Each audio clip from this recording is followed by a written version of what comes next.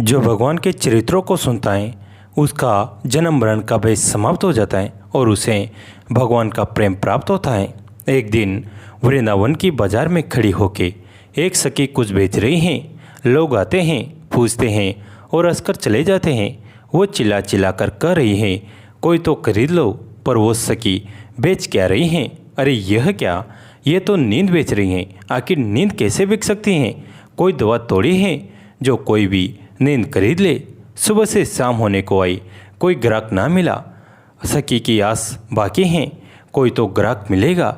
शाम तक दूर कुछ महिलाएं बातें करती गांव में जा रही हैं। वो उस सखी का ही उपवास कर रही हैं। अरे एक पगली आज सुबह से नींद बेच रही हैं। भला नींद कैसे कोई बेचेगा? पगला गई हैं वो, ना जाने कौन गांव की हैं। पीछे पीछे एक दूसरी सखी बेमन से गाय धोकर आ रही हैं। वह ध्यान से उनकी बात सुन रही हैं। बात पूरी हुई तो सखी ने उन महिलाओं से पूछा, कौन चोर पर बेच रही हैं नींद? पता पाकर दूध वहीं छोड़ उल्टे कदम भाग पड़ी। अंधेरा सा घिर आया है पर पगली सी नंगे पैर भागे जा रही हैं।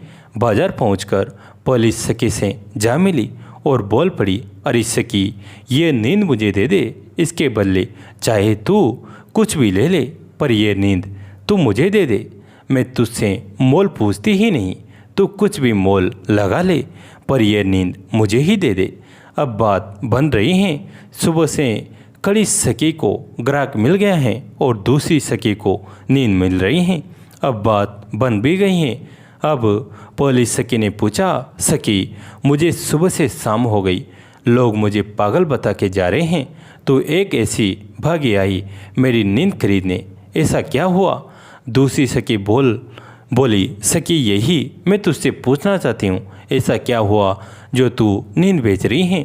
पहली सखी बोली, सखी क्या बताऊँ, उसकी याद में पल पल भरी में मैंने उससे एक बार दर्शन देने को कहा और वो प्यारा श्याम सुंदर राजी भी हो गया। उसने दिन भी बताया कि मैं अमुक ठिकाने मिलने आऊँगा, पर हाय रे मेरी किस्मत, जब से उसने कहा कि मैं मिलने आऊँगा तब से नींद उड़ गई। पर हाय, कल ही उसे आना था, पर कल ही आंख लग गई और वो प्यारा आकर भी चला गया। हाय रे मेरी फूटी किस्मत, तभी मैंने पक्का किया कि इस बेरहन सोतन निंदिया को बेच कर रहूँगी। मेरे साजन से ना मिलने दिया, अब इसे बेच कर रहूँगी। अब तू बता कि तू इसे खरीदना क्यों चाहती हैं? क्या बताऊँ सखी, एक नींद में ही तो वो प्यारा मुझसे मिलने आता है। एक दिन भर काम में, सास ससुर घर के काम में फुर्सत कहाँ मिले। वो प्यारा श्याम सुंदर मुझसे मिलने आए, वो केवल सपनों में ही मिलता था। मैंने उससे कहा, अब कब मुझसे अपने साथ ले चलेगा? उसने कहा, अमुक दिन ले चलूँगा, पर उसी दिन से नींद ही उड़ गई। सोतेन आँखें छोड़कर ही भाग गई। अब कहाँ से मिले वो प्यारा? हाय, कितने ही जतन किए पर ये लौट कर ना आई। अब सखी, तू ये नींद मुझे दे दे जिससे मुझे वो मिल जाए। पहली सखी बोली, ले जा इस बेरहन सोतन को ताकि मैं सो न सकूं और वो प्यारा मुझे मिल सके। भाव देखिए, दोनों का भाव एक ही है पर तारीख अलग है। ब्रज भक्तों के भाग्य ही कि क्या कहना, क्या सराहना करे। ब्रजनांगनाओं के चरणों में कोटि कोटि वंदन। बोलिए वृंदावन बिहारी लाल की जय हो। जय श्री हरि, हरि बोल। बूढ़ा ब्राह्मण था, वह रोज पीपल को जल से सींचता था। पीपल में से रोज एक लड़की निकलती और कहती, पिताजी, मैं आपके साथ जाऊंगी।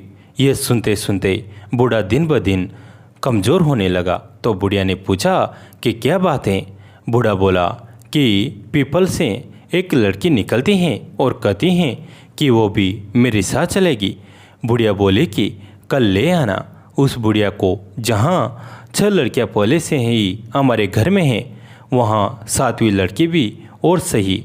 अगले दिन बूढ़ा उस लड़की को घर ले आया। घर लाने के बाद बूढ़ा आटा मांगने गया तो उसे पहले दिनों की अपेक्षा आज ज़्यादा आटा मिला। जब बुढ़िया वो आटा छानने लगी तो लड़की ने कहा कि लाओ माँ, मैं छान देती हूँ। जब वो आटा छानने बैठी तो परात भर गई। उसके बाद माँ खाना बनाने जाने लगी तो लड़की बोली कि आज रसोई में मैं जाऊंगी। तो बुढ़िया बोली कि ना, तेरे हाथ जल जाएंगे। लेकिन लड़की नहीं मानी और वह रसोई में खाना बनाने गई तो उसने तरह तरह के 3600 व्यंजन बना डाले और आज सभी ने भरपेट खाना खाया। इससे पहले वह आधा पेट भूखा ही रहते थे। रात हुई तो बुढ़िया का भाई आया और कहने लगा कि दीदी मैं तो खाना खाऊंगा। बुढ़िया परेशान हो गई कि अब खाना कहाँ से लाएंगे। लड़की ने पूछा कि माँ क्या बात है। उसने कहा कि तेरा मामा आया है और रोटी खाएगा, लेकिन रोटी तो सबने खा ली है, अब उसके लिए कहाँ से लाऊंगी। लड़की बोली कि मैं बना दूंगी और वह रसोई में गई और मामा के लिए 3600 व्यंजन बना दिए। मामा ने भरपेट खाया और कहा भी ऐसा खाना इससे पहले उसने कभी कहीं नहीं खाया। बुढ़िया ने कहा कि भाई तेरी बावनी भांजी हैं, उसी ने बनाया है। शाम हुई तो लड़की बोली कि माँ चौका लगा है कि चौके का दिया जला देना, कोटे में मैं सोऊंगी। बुढ़िया बोली कि ना बेटी तू डर जाएगी। लेकिन वो बोली कि ना, मैं ना डरूंगी, मैं अंदर कोटे में ही सोऊंगी। वो कोटे में ही जाकर सो गई।